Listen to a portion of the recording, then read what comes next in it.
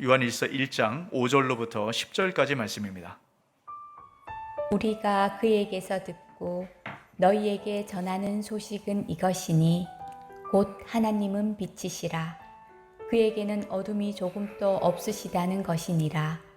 만일 우리가 하나님과 사귐이 있다 하고 어둠에 행하면 거짓말을 하고 진리를 행하지 아니함이거니와 그가 빛 가운데 계신 것 같이 우리도 빛 가운데 행하면 우리가 서로 사귐이 있고 그 아들 예수의 피가 우리를 모든 죄에서 깨끗하게 하실 것이요.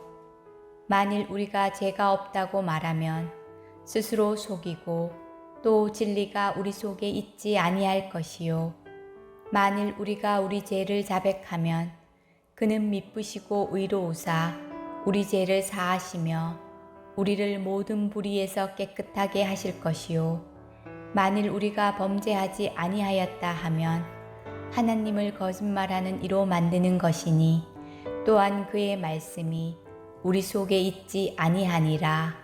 아멘. 우리 앞지대로 인사할까요? 잘 오셨습니다. 사랑하고 축복합니다.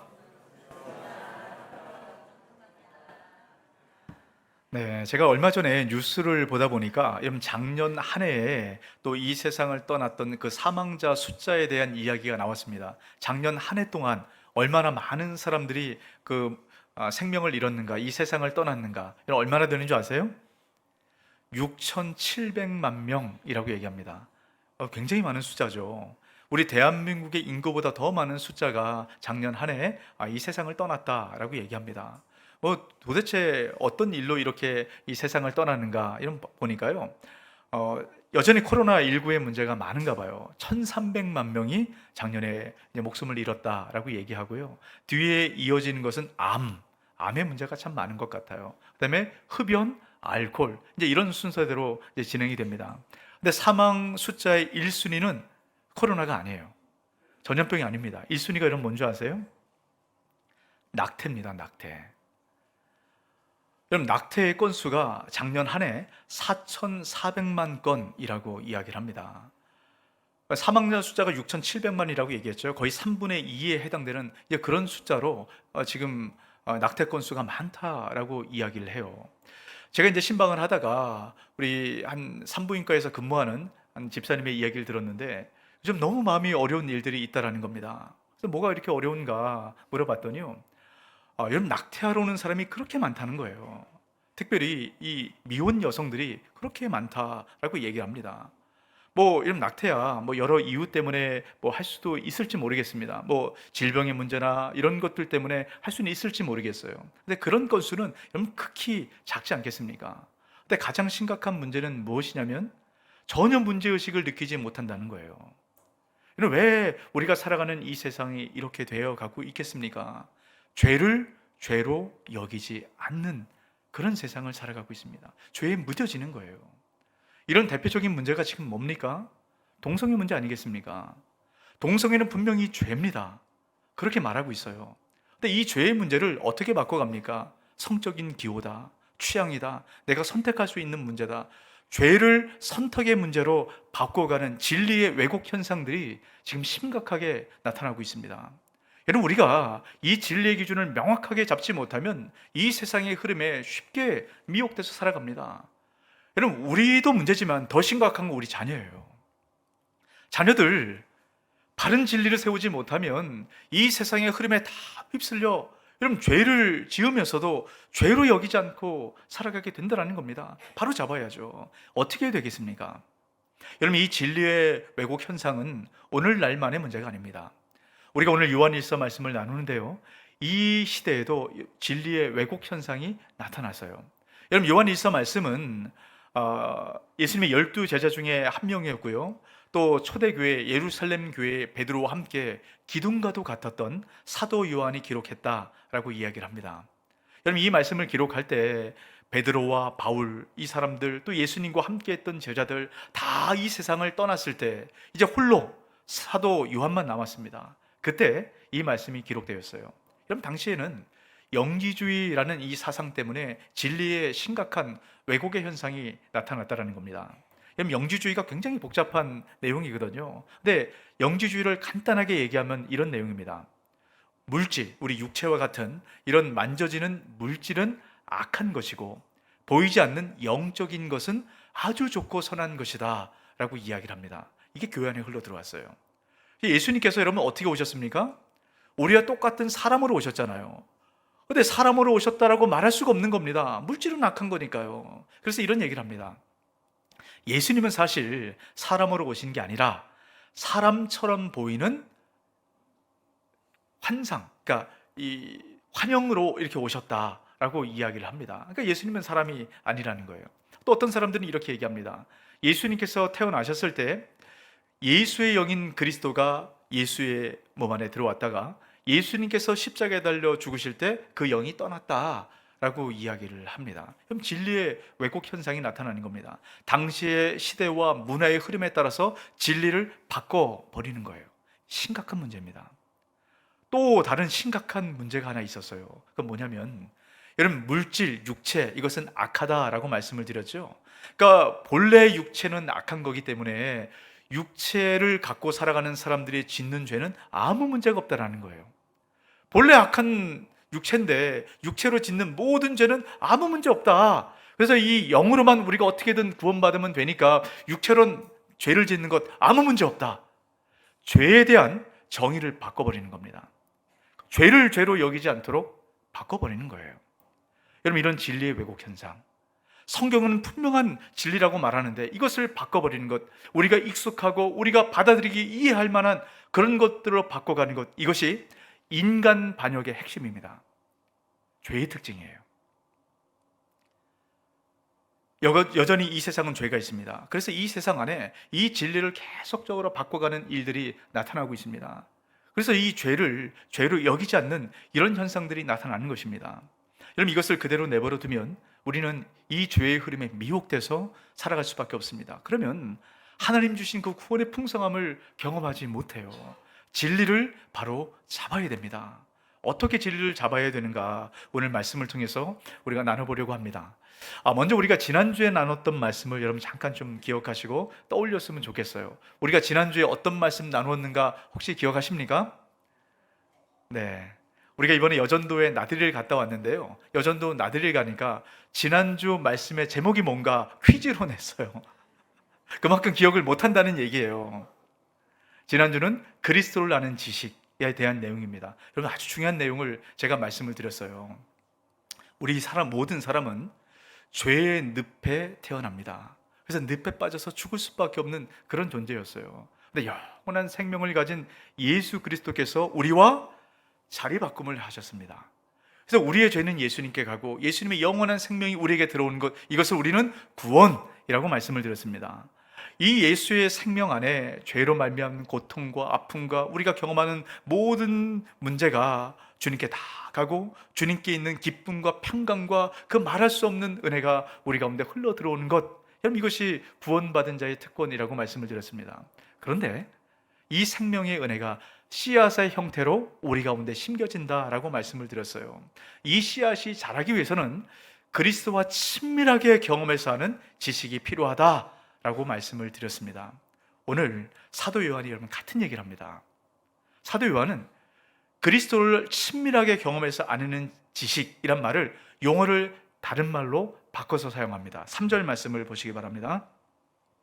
우리가 보고 들은 말을 너희에게도 전함은 너희로 우리와 사귐이 있게 하려 함이니 우리의 사귐은 아버지와 그의 아들 예수 그리스도와 더불어 누림이라. 지금 사도 요한은 뭐라고 얘기하냐면 하나님과의 사귐이란 표현으로 이야기를 합니다. 우리가 하나님과 사귐을 갖기 시작할 때 우리 안에 있었던 그 기쁨과 감격의 은혜를 누리며 살아갈 수 있다, 지금 그 얘기를 하고 있는 것이에요. 그래서 도대체 이 사귐이 무엇인가, 이걸 우리가 알아야 될 겁니다. 그럼 사귐이란 말은 코이노니아라는 말을 사용해요. 이 사귐, 코이노니아라는 말은 어떤 의미냐면요, 가족 관계에서 경험하는 친밀함을 얘기합니다. 여러분, 우리 가족 안에서는 뭐 옷 다 벗고 다녀도 부끄러운 거 없잖아요. 그만큼 친밀하기 때문입니다. 여러분, 제가 만약에 여기서 집에 사는 것처럼 막 이렇게 속옷만 입고 다니면 뭐 난리 나는 것 아니겠습니까? 근데 가족 안에서는 그런 흉어물이 없어요. 친밀하기 때문이죠. 하나님과 우리의 관계가 그렇다라는 거예요. 이게 사귐입니다. 특별히 이 사귐은 결혼 관계의 친밀함을 표현하고 있어요. 여러분, 성경에 보면 하나님과의 우리와의 관계를 표현할 때 하나님은 신랑 되시고 하나님의 백성인 우리는 신부 되어서 이 결혼 관계를 통해서 설명을 합니다. 하나님과의 사귐이 결혼 관계에 담겨져 있다. 여러분, 이게 어떻게 느껴지세요? 결혼 관계? 별로 친밀하지 않은 관계? 이런 느낌 들지 않으세요? 여러분, 우리 사람을 통해서 우리 남편과 아내를 통해서 경험하는 그런 관계는 성경에서 말하는 결혼 관계 의미가 아니에요. 이게 왜곡된 겁니다. 바뀐 거예요. 이것을 성경의 진리대로 바꿔내셔야 됩니다. 우리가 살아가는 이 시대, 죄가 있는 이 시대는 여러분, 진리가 왜곡된다라고 말씀을 드렸잖아요. 결혼 관계 역시 왜곡이 되어 있는 겁니다. 성경에서 말하는 결혼 관계의 의미를 잘 기억하세요. 그것은 언약이라고 얘기합니다. 언약이라는 것은 뭐냐면 목숨을 걸고 지켜야 되는 약속, 이게 언약이에요. 결혼이 그렇다는 거예요. 목숨을 걸고 지켜야 된다. 이것이 결혼의 언약입니다. 여러분, 이 언약이란 말을 베리트라는 말을 사용합니다. 이 베리트라는 말은 자르다라는 거예요. 여러분, 약속하는 것과 자르는 것, 이게 무슨 상관이 있길래 이런 단어를 사용할까요? 여러분, 이 의미를 잘 기억하실 필요가 있는데요. 여러분, 고대 구약 성경이 기록될 때 이 언약, 베리트라는 말은 어떨 때 사용이 되냐면요, 아주 중요한 약속을 할 때 두 사람이 짐승 한 마리를 데려갑니다. 그리고 짐승을 반으로 착 쪼개요. 그리고 짐승을 이렇게 벌려놓습니다. 그럼 그 사이에 뭐가 흥건할까요? 피가 흥건하겠죠. 그리고 약속을 하는 두 사람이 쪼개진 짐승 사이로 이렇게 지나가요. 그러면 약속이 체결이 되는 겁니다. 이 의미는 만약에 이 약속 지키지 않으면 쪼개진 짐승처럼 죽게 되겠다, 이런 의미가 담겨져 있어요. 여러분, 오늘 우리가 지금 드려지는 결혼 예식에 보면 이 언약의 흔적들이 남아 있습니다. 여러분, 결혼식 할 때를 잘 한번 떠올려 보세요. 너무 오래돼서 기억이 안 나시겠지만 한번 억지로 떠올려 보세요. 여러분, 어떻게 결혼했습니까? 제일 처음에 신랑이 입장하고 신부가 입장합니다. 여러분, 신랑 신부가 입장할 때 어떻게 입장을 하나요? 양쪽으로 나눠져 있는 하객들 사이에 통과하면서 입장을 합니다. 왜 그럴까요? 하객들은 옆에 있고 이 반대쪽에서 나오면 안 됩니까? 왜 그 중간을 통과할까요? 이 갈라진 틈 사이로 통과할 때, 여러분, 요즘은 그 신랑 신부가 걷는 그 길이 흰색이에요. 여러분, 예전에 여기 좀 연배가 있으신 어르신들 결혼할 때 그 걷는 그 길 색깔이 무슨 색깔이든가요? 빨간색이었어요, 그때는. 여러분, 왜 빨간색 길일까요? 언약의 의미가 담겨져 있는 겁니다. 피의 길을 걸어가는 거예요. 그리고 신랑 신부가 들어갔다가 퇴장합니다. 그리고 다시 들어와서 사진을 찍어요. 여러분, 사진 다 찍고 퇴장하면 안 됩니까? 왜 들어왔다가 나갈까요? 이 결혼식 안에 언약의 의미가 그대로 담겨져 있는 겁니다. 이것은 결혼은 깨지지 않는다는 거예요. 깰 수가 없다라는 겁니다. 목숨을 걸고 지키는 것, 이것이 결혼의 언약이라는 것이에요. 왜 이 언약을 주님께서 우리에게 말씀할까요? 하나님께서 우리와 이렇게 결혼 언약으로 맺어졌다라는 겁니다. 하나님은 목숨을 걸고 신부된 우리를 책임진다는 거예요. 이 하나님의 언약의 증거가 바로 십자가입니다. 여러분, 주님께서 왜 죽으셨습니까? 목숨을 왜 내어 걸고 우리에게 생명을 주셨습니까? 신부된 우리를 위해서, 우리를 죽지 않도록, 우리를 내버려 두지 않기 위해서 주님께서 죽으심으로 그 약속을 지켜내신 거예요. 이 약속은 어떤 것으로도 깨지지 않습니다. 신랑 되신 하나님께서 신부된 우리를, 때로 우리가 연약해서 실수하고 그래서 많은 문제들 가운데 있다 할지라도 절대로 나는 너희를 그대로 내버려 두지 않는다, 너희를 내가 끝까지 책임진다, 이 약속이 하나님의 사귐이란 말 가운데 담겨져 있는 것입니다. 우리 그리스도인들은, 우리 성도들은 하나님과의 이 사귐 가운데 있다는 것을 여러분 기억하시길 주의 이름으로 축복합니다. 근데 여러분, 이게 절실하게 느껴지세요? 결혼관계 떠올리니까 이 의미가 반가워하지 않습니까? 결혼관계 회복되셔야 돼요. 여러분, 결혼 안엔 서로 생명을 내어주는 이 사랑의 관계가 담겨져 있는 겁니다. 하나님과의 이 사귐, 하나님과의 결혼 은혜, 여러분 이것이 우리가 무엇인지 경험할 때 우리 가정 안에도 이런 회복의 은혜가 나타나는 것이에요. 다시 한번 기억하세요. 하나님은 목숨을 걸고 우리를 책임지십니다. 어떤 일이 있어도, 어떤 상황이 있어도, 때로는 우리가 죄를 지어도 절대로 하나님 버리지 않습니다. 이런 문제가 있고 어려움이 있을 때마다 늘 이거 기억하고 떠올리세요. 모든 순간에 우리를 지키시고 책임지시는 그 하나님의 사귐의 은혜가 저와 여러분 가운데 풍성하게 임하시길 주의 이름으로 축복합니다. 근데 여러분, 우리가 이 사귐의 은혜 가운데 담겨져 있는 은혜, 이걸 우리가 아는 만큼 영 구원받은 우리 인생은 달라집니다. 근데 이걸 잘 모르거든요. 이게 씨앗처럼 숨겨져 있는 것이거든요. 이것을 드러내야 됩니다. 어떻게 드러내야 되는가? 오늘 제가 3가지를 말씀드릴 텐데 여러분 할 수만 있으면 잘 기록하셔서 이것을 좀 마음 가운데 새기셨으면 좋겠어요. 첫 번째입니다. 하나님과의 사귐. 이 사귐의 대상인 하나님이 어떤 분이신지를 여러분 잘 아셔야 됩니다. 당연하겠죠. 우리가 예전 어르신들은 결혼할 때 부모님이 다 짝을 지어주셔서 결혼하는 당일 그날 신랑 신부의 얼굴을 본다, 이런 얘기도 많이 듣지 않았습니까? 근데 여러분, 사실 이것은 결혼의 의미가 잘 드러나지 않는 거예요. 신랑 대신 하나님이 어떤 분인가, 이것을 아는 만큼 더 그 깊은 친밀함을 경험하게 될 겁니다. 자, 그것이 5절 말씀에 나와 있는데요. 자, 5절 말씀에 이렇게 말씀합니다. 우리가 그에게서 듣고 너에게 전하는 소식은 이것이니. 자, 여기 보시면 그에게서 듣고 라고 얘기합니다. 그는 예수님이에요. 지금 하나님이신 예수님께서 하나님은 어떤 분이다 라고 하나님께서 직접 말씀하신 하나님의 속성, 하나님의 존재, 여러분 그것이 무엇인가를 사도 요한이 얘기합니다. 뭐라고 얘기합니까? 곧 하나님은 빛이시라. 하나님은 빛이십니다.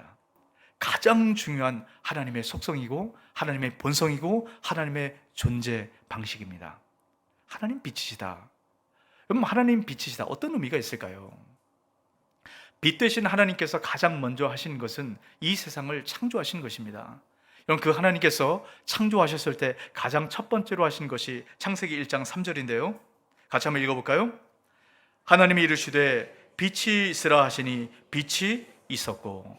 여러분, 빛 되신 하나님께서 가장 먼저 하신 것은 이 세상에 빛을 드러내신 겁니다. 하나님의 존재 방식, 하나님을 그대로 드러내신 것, 이것이 창조예요. 그래서 하나님 창조하신 이 세상의 그 모든 피조물 안에는 그 빛 되신 하나님의 은혜가 담겨져 있습니다. 여러분, 왜 하나님께서 빛으로 이 세상에 드러내셨을까요?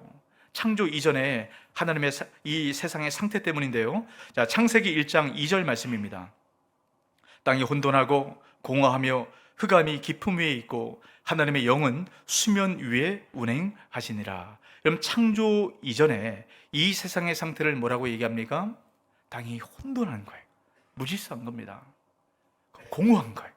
텅 비어있고 결핍된 상태, 모든 것이 어둠으로 가득한 그런 상태입니다. 여러분, 그때 빛이 비춰진 겁니다. 그 순간 무질서는 질서로 바뀌어지게 되고 공허함과 결핍은 체험으로 바뀌어지게 되고 어둠은 빛으로 밝혀지게 된 것입니다. 이것이 창조고 이것이 구원입니다. 자, 그런데 문제가 생겼어요.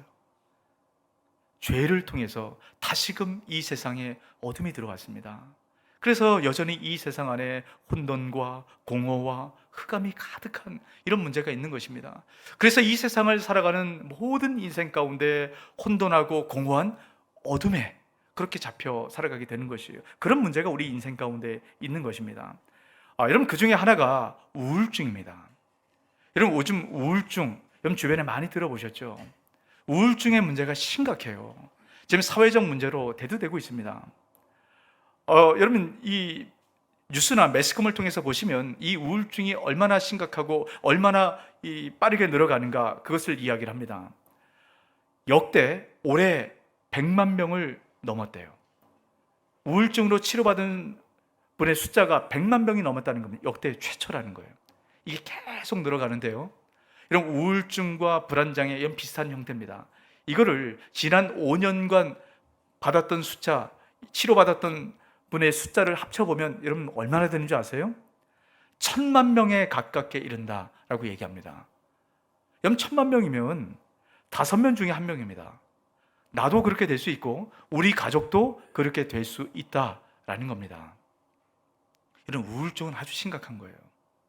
이런 퓰리처상을 수상했던 미국의 작가입니다. 윌리엄 스타이런이라는 사람이 있는데요. 이분이 보이는 어둠이라는 책을 썼어요. 이분이 이제 우울증을 심각하게 경험했습니다. 그러면서 본인이 경험했던 우울증이 얼마나 힘들었던 것인가, 그 표현 안에 이런 게 있어요. 우울증을 지옥의 어둠 속으로 잡아끄는 절망이라는 표현을 합니다. 여러분, 얼마나 이것이 절망적이었던가. 지옥의 어둠 속으로 잡아끄는 절망이라고 얘기합니다. 이 우울증에 빠지면 여러분 온몸이 마비된다는 거예요. 조금도 꼼짝할 수가 없게 된다라고 이야기를 합니다. 그러면서 이 불안감에 사로잡혀서 이성적인 판단과 사고가 일어나지 않는, 그래서 이 우울증의 절망은 정신의 심각한 어둠이라고 이야기를 해요. 그만큼 우울증의 문제는 심각하다라고 이야기를 합니다. 근데 여기서 우리가 주목해 볼 내용이 하나가 있어요. 왜 우울증이 생기는가? 우울증의 원인은 이분은 이렇게 얘기합니다. 만성적인 결핍. 우울증의 원인은 뭐라고요? 오래된, 계속 쌓인 결핍의 문제 때문에 우울증이 생긴다라고 얘기합니다. 그러면서 한 이런 예를 들게 돼요. 어렸을 때 부모님의 사랑과 돌봄을 받아야 되는데 이 사랑과 돌봄이 결핍이 생깁니다. 그러면 성장기 아이들에게는 자존감의 결핍이 생긴다는 거예요. 그럼 이 결핍을 채우기 위해서 자꾸 친구를 따라가거나 때로는 게임을 하거나 때로는 뭔가 사람들에게 또 부모님에게 인정을 받을 만한 것으로 자꾸 이 결핍을 채우려고 한다는 겁니다. 여러분 성인이 돼서도 마찬가지예요. 이 결핍이 있다 보니까 이것을 채우기 위해서 좋은 직장에 가려고 하고 사람들에게 인정받는 그런 자리에 오르려고 하고 사람들에게 끊임없이 이 결핍을 채우려고 하는 이 세상의 많은 것들을 따라가게 된다라고 얘기합니다. 그런데 이것이 채워지면 그때는 문제가 없습니다. 근데 문제는 그것이 다 채워지지 않는다는 거예요. 계속적으로 좌절을 경험합니다. 채워져야 되는데 좌절을 경험하는 거예요. 또 얼마나 많은 스트레스가 있습니까? 그러면 여러분 이 결핍이 블랙홀을 만들어냅니다. 그래서 모든 것을 다 빨아들이는 거예요. 우리의 기쁨과 즐거움과 그 모든 것을 다 빨아들이니까 깊은 절망의 어둠 속으로 들어가게 된다라는 것이에요. 여러분 왜 요즘 우울증이 그렇게 많은가 여러분 아시겠죠? 그만큼 좌절이 많고 그만큼 스트레스가 많다라는 겁니다. 여러분 우리 아이들 가운데도 이런 좌절과 스트레스가 너무너무 많아요. 그래서 요즘 젊은 세대 가운데도 그런 우울증의 문제가 많은 겁니다. 어떻게 해결할 수 있을까요? 이런 블랙홀과 같은 결핍의 문제, 어둠의 문제 때문입니다. 이것을 풀어갈 수 있는 방법은 빛이 비춰져야 돼요. 자, 5절 말씀 보시기 바랍니다. 우리가 그에게서 듣고 너에게 전하는 소식은 이것이니 곧 하나님은 빛이시라. 그에게는 어둠이 조금도 없으시다는 것이니라. 여러분 하나님께는 어둠이 조금도 없대요. 빛 대신 하나님께서 계신 곳에는 조금의 어둠도 없다라고 얘기합니다. 그래서 우리 안에 어둠이 있을 때 주님 앞에 나아가면 그 빛으로 말미암아 우리가 채워지게 된다는 것입니다. 다른 것으로 안 돼요. 아무리 친구들을 만나고 아무리 이 세상에 좋은 것 하고 그래도 이 결핍, 이 어둠 해결되지 않는다는 겁니다. 빛 대신 하나님 앞에 나갈 때 해결이 된다는 것이에요. 그래서 우리가 하나님과의 빛 대신 하나님과의 풍성한 사귐을 경험하기 위해서는 여러분 두 번째로 여러분 아셔야 되는 게 있습니다. 우리는 여전히 우리 안에 어둠이 있고 그래서 하나님이 필요하다라는 것을 알아야 된다는 겁니다. 자, 이런 8절 말씀을 보시기 바랍니다. 자, 8절에 보시면 만일 우리가 죄가 없다고 말하면 스스로 속이고 또 진리가 우리 속에 있지 아니할 것이요 라고 얘기합니다. 여러분 우리는 죄가 있다는 거예요. 우리 안에 어둠이 있다는 겁니다. 이것을 인정해야 된다라고 이야기를 하는 것이에요. 이런 문제가 있습니다. 근데 죄의 특징은 이 어둠을 감추는 거예요. 숨기는 겁니다. 이런 우리가 문제가 있을 때, 이 어둠이 있을 때, 결핍이 있을 때, 무질서가 우리 삶 가운데 있을 때 이것을 빛 대신 주님 앞에 들고 나가면 되는데 죄의 특징, 어둠의 특징은 감추는 거예요. 나에게 아무 문제 없다. 나는 괜찮다. 이렇게 속이는 겁니다. 자꾸 감추는 것. 그래서 이것을 감추기 위해서 이제는 다른 사람의 탓하는 이런 문제가 생기게 된다는 것이에요. 자, 여러분, 이 세상을 하나님께서 빛으로 창조하셨습니다. 그런데 아담과 하와의 범죄를 통해서 어둠이 이 세상 가운데 들어왔습니다. 어둠에 사로잡힌 아담과 하와의 반응을 잘 한번 생각해 보세요. 이런 범죄를 하고 아담과 하와가 가장 첫 번째로 한 것, 여러분 무엇인지 아십니까? 무화과 나무 잎으로 몸을 가렸어요. 이게 죄의 특징입니다. 어둠의 특징이에요. 자꾸 숨기고 가리는 겁니다. 그리고 동산 나무 사이에 숨어버렸어요. 그리고 죄를 가리기 위해서, 내 죄를 가리기 위해서 남의 탓을 합니다. 여러분, 하나님께서 아담에게 오셔서 말씀하십니다. 네가 왜 죄를 지었느냐? 그때 아담이 이렇게 얘기합니다. 창세기 3장 12절입니다. 아담이 이르되 하나님이 주셔서 나와 함께 있게 하신 여자, 그가 그 나무 열매를 내게 주므로 내가 먹었나이다.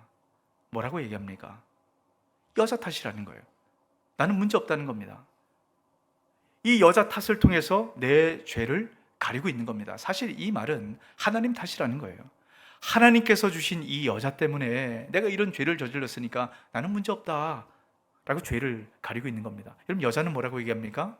뱀 때문입니다. 뱀 탓을 합니다. 그러니까 이 죄를 가리는 것, 이것이 죄의 속성, 어둠의 속성입니다. 그래서 죄를 바꿔가면서까지, 분명히 죄인데 이것이 죄가 아니다 라고 바꿔가면서까지 우리 어둠을 감추려고 하는 겁니다.